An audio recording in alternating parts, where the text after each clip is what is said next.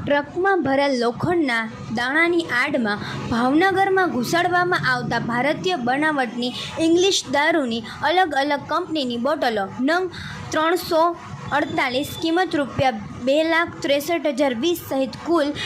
13,28,020ના મુદ્દામાલ સાથે 4 ઇસમોને બાતમીના આધારે ઝડપી પાડતી ભાવનગર લોકલ ક્રાઇમ બ્રાન્ચ તથા પેરોલ ફ્લો સ્ક્વોડ પોલીસ દ્વારા